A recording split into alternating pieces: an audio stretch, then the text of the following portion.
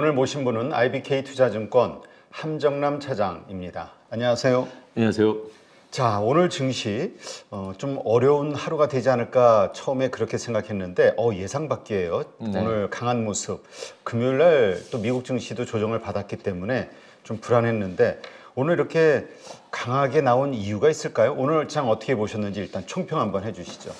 자, 일단은 아시아 증시에서 일본 증시가 굉장히 강한 모습을 갔어서 거기에 우리가 연동되는 흐름을 보였을 것이다라는 것은 내심 추측해 줄 수 있을 것이고요. 중국 증시도 반등을 주었습니다. 아시아 증시가 다 전반적으로 주었죠. 또 하나는 좀 다행스럽게 생각되는 것은 지난 목요일 날 내마녀의 날 이후에 금요일 날 외국인의 매도가 있었잖아요. 시장에 하락도 있었고 그래서 이렇게 한번 털고 가는 건 아닌가라고 좀 우려가 있었는데 오늘은 그런 우려를 좀 잠식시킬 수 있는 자기의 위치를 지켜내는 종목들이 따박따박 지켜내는 모습이 참 좋았다, 의미 있었다. 외국인의 수급에 대해서는 조금 아쉬움은 있지만 지금 샀다 팔았다라고 해서 기관이 한 2,200억 매수, 외국인이 한 800억 매도했는데 그동안 샀던 거 대비해서 800억이 매도가 부담된다 이런 사항은 아닌 것 같습니다. 그래서 이 시장이 강하다, 시장이 좋다라는 부분을 전제로 시장을 대응하려고 아직은 좀 지켜봐야 되지 않나. 그리고 사실 주말에 여러 가지 뉴스들이 나오면서 이번 주에 시장을 좀 공포심으로 경계감으로 밀어넣는 얘기들이 실제로 이번 주 이벤트들이 워낙 많기 때문에 잠시 후에 이제 하나씩 좀 이야기를 해보겠지만 이벤트들을 조심해야 된다라고 이런 뉘앙스가 많았지만 실제로 그렇게 조심할 만큼 우리 지수가 위험한 자리에 있냐라는 것에 대해서는 좀 고민이 됩니다. 지금 전 세계 글로벌 증시들 사상 최고치 있는 것 대비해서 한국 증시는 빠지면 억울하고 짜증나긴 하지만 겁낼 자리는 아니다라는 생각이 아직까지 남아 있고요. 이 시장에 대해서 좀 전반적인 제가 갖고 있는 시장의 뷰에 전체적인 뷰를 좀 놓고 본다라고 한다면 좀 더 올라가야 되지 않나라는 생각이 듭니다. 트레이딩 관점에서도 아직도 상방이 열려있다 생각이 들고 하이닉스가 쉰다 하더라도 삼성전자가 전혀 못 올랐기 때문에라는 부분의 억울함이라고 할까요? 지수가 상방이 더 열려있다. 그 다음에 밸류 프로그램과 관련돼서도 지수의 영향력이 코스피 지수의 영향력이 높은 종목들이 대부분 포진되어 있지 않습니까? 여기과 관련됐었을 때 아직 기대할 바가 남아있고 거기에 대해서 조금 더 위로 좀 기대해 볼 수 있을 여지도 남아있다라는 것을 좀 이렇게 묶어서 생각해 본다면 총선 이후에 그리고 밸류 프로그램이 5월에 나오잖아요. 그러면 사람들이 다 5월 조정론을 얘기하고 있는데 그건 모르겠지만 그때까지는 아직은 기대감을 갖고 이 트레이딩 장을 꺾이지는 않을 것이다. 이 안에서 계속 기회를 찾는 데 초점을 맞춘다라는 뷰는 이어갈 수 있으라 생각이 듭니다. 그 안에서 코스닥은 좀 버거웠는데 오늘 또 2차전지주들도 반등을 주었어요. 그래서 여기저기서 수남의 자리에서 자기의 한 자리를 찾아가면서 수급이 이어가는 이 시장의 흐름은 깨지 않는 그런 오늘 한 날이었다 이렇게 생각해 봅니다. 네. 자, 오늘 강했던 섹터, 종목들 어떤 게 좀 눈에 띄셨는지. 섹터는 전반적으로 다 강했죠. 네, 다 강했었기 때문에 눈에 띄는 종목이 무엇이 있었나 이렇게 좀 말씀을 드려야 될 것 같습니다. 일단 아침에 가장 눈에 띄었던 것은 시총 상위 종목군들 안에서 삼성 바이오로직스가 눈에 띄었습니다. 알테오젠도 아침부터 이제 강하게 이어갔었죠. 종가의 모습은 조금 다른데 일단 삼성 바이오로직스 같은 경우는 그동안 미중 간의 싸움을 통해서 과거에는 이제 히토류가 전통적인 수혜주로서 이렇게 대변이 됐었다라고 한다면 지금은 조선주 그리고 바이오 섹터가 지금 거기에 미중 간의 어떤 갈등 속에서 수혜를 보는 섹터로 대두가 되고 있습니다. 실제로 그 미국 상원에서 국토안보위가 바이오 기업 거래 제한 골자로 생명보호법 통과되면서 이제 미국 우시바이오가 제동에 걸리고 지금 우시바이오라는 것이 삼성바이오로직스랑 가장 경합이 되는 기업인데 수혜를 볼 수 있는 것은 당연하게 해석될 수밖에 없는 부분이지 않나. 여기에 플러스 알파로 5공장 준공되면 글로벌 탑티어 이제 어떤 바이오 시밀러에 대해서 생산으로서는 글로벌 탑이 될 수 있기 때문에 복합적으로 뭐로 보나 그다음에 수급의 순환 매수에서 바이오 섹터의 포트를 뭐 적극적으로 늘린다 이거는 저의 바이오를 좋게 보는 사람의 억지 해석일지도 모르겠습니다만 절대 바이오 섹터 비중을 줄일 수 있는 시장 상황은 아니라고 생각이 듭니다. 이러한 키워드를 공통적으로 갖고 가는 것이 삼성 바이오로직스라는 생각이 들지 않나 저는 이렇게 판단해 보고 있어서 뭐 트레이딩을 하시는 분들도 매수의 관점으로 볼 수 있겠지만 바이오로직스를 주봉으로 본다 하더라도 지금 조금 의미심장한 기아차 돌파한 이후에 뭐 그때 느낀 거 좀 비슷한 모습이다라는 모습을 제가 한 달 전에 한번 말씀드렸던 적이 있는데 여전히 긍정적인 뷰로 볼 수 있을 종목이 바이오로직스 한다는 생각이 들고 이것 때문일지 몰라도 뭐 바이오 전반적으로 요 바이오 아침에 운기가 좋았던 것은 알테오젠도 좋았지 않습니까? 알테오젠은 자기 뉴스가 나온 거였잖아요. 머커에 대한 재료를 쓰고 이것 때문에 추가적으로도 좋을 수 있을 거야. 그러니까 재료는 썼고 다음에 기대감이 이제 자기의 주가가 오르면 자기 자신의 평가를 주가가 만들어내는 기업인데 이게 올라가니 당연히 바이오 종목에 대한 온기가 확산될 수밖에 없는 거의 대장격의 역할을 하는 종목이 저는 알테오젠이지 않을까 생각이 드는데 윗꼬리를 달고 마이너스로 끝났습니다. 그러면 사실은 대장이 부러졌으니 굉장히 바이오 섹터에 전반적으로 굉장히 불편할 수 있는 이슈거든요.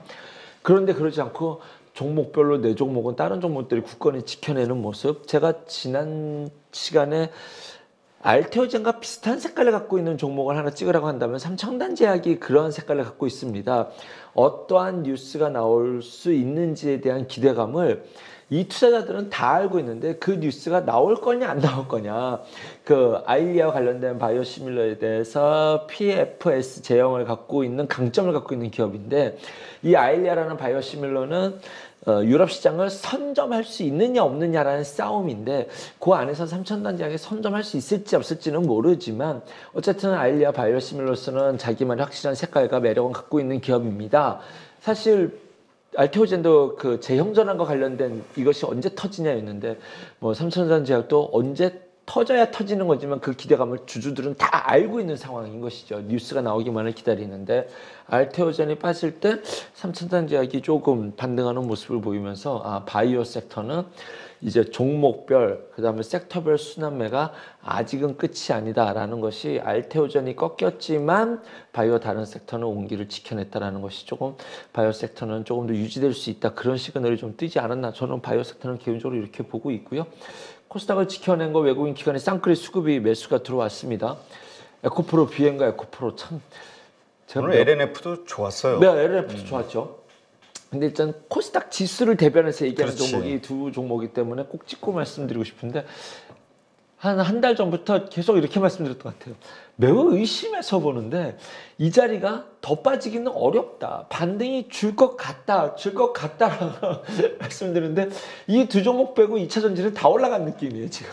전고체라는 핑계로 오늘 리튬이 굉장히 강했잖아요. 그래서 에코프로 BM은 코스피의 삼성전자 역할 같은 비슷한 모양을 좀 보여주고 있지 않나라는 생각이 듭니다. 무거워서 못 가는 대신 다른 종목들은 다 가고 있다.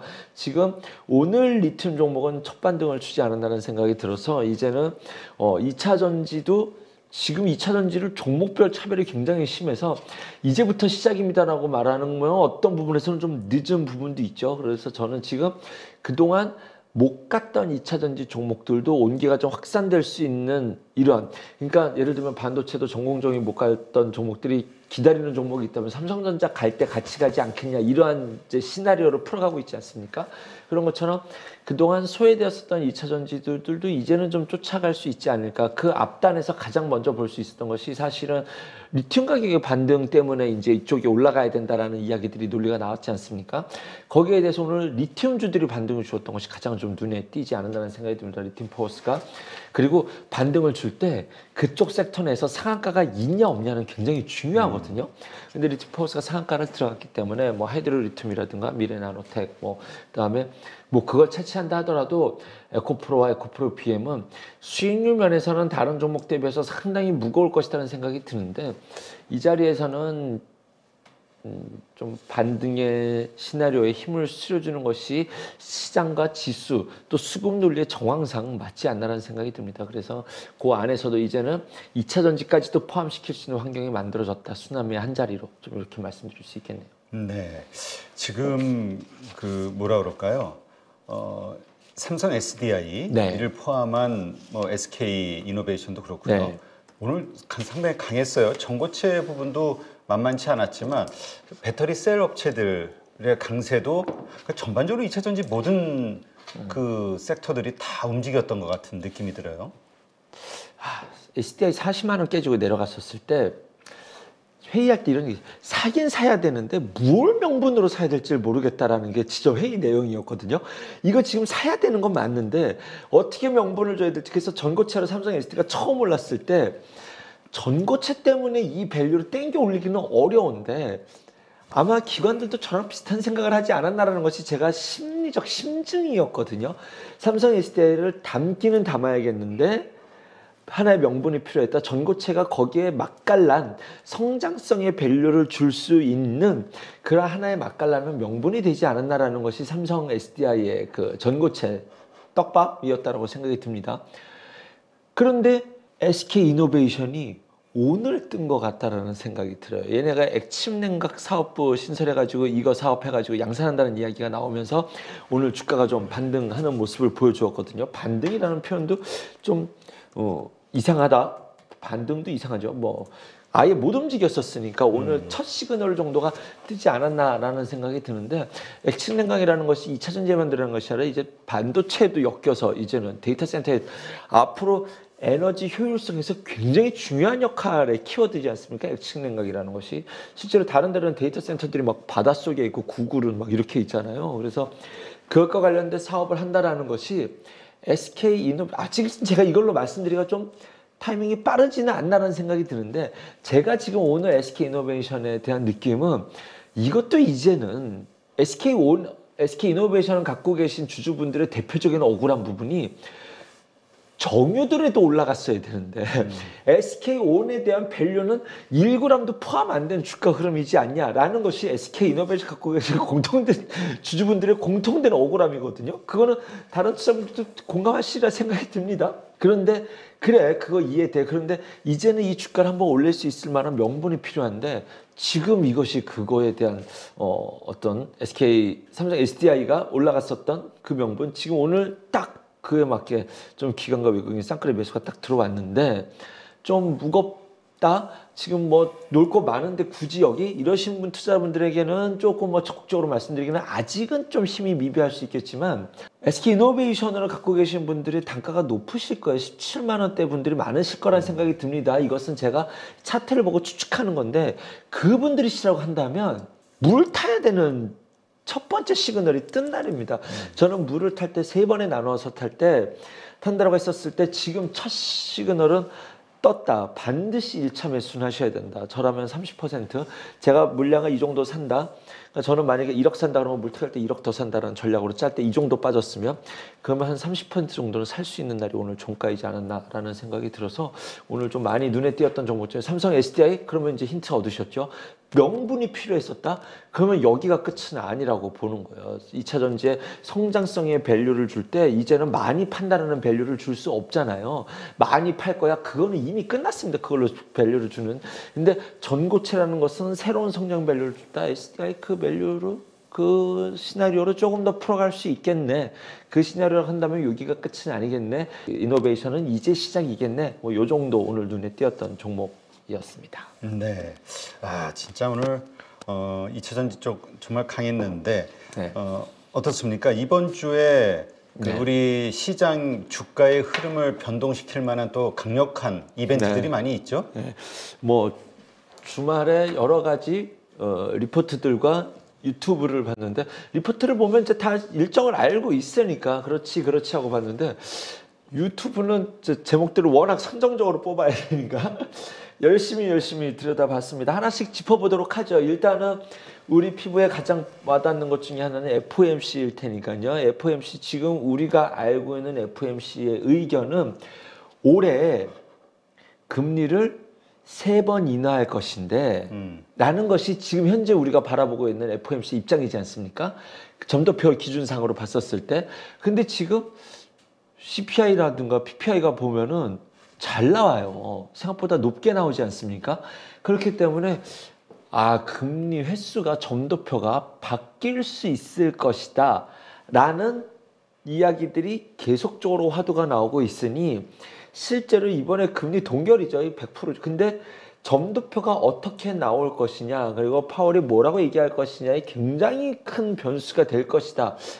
글쎄요, 저는 썩 그렇게 생각하지는 않는데 일단은 PC에 더 관심을 갖고 있다라는 것 때문에, 그리고 점도표가 좀 그렇게 돼서 한다면 단기 충격은 나올 수도 있겠지만 우리 증시는 순환매적으로 여러 가지 쪽에서 해볼 테마 순환매가 많아서 그닥 저한테 FOMC는 그렇게 큰 의미는 아니었습니다가 제 본심입니다. 근데 오늘 새벽에 아침에 무슨 뉴스가 있으면 팀이라고 했어요. 죄송합니다.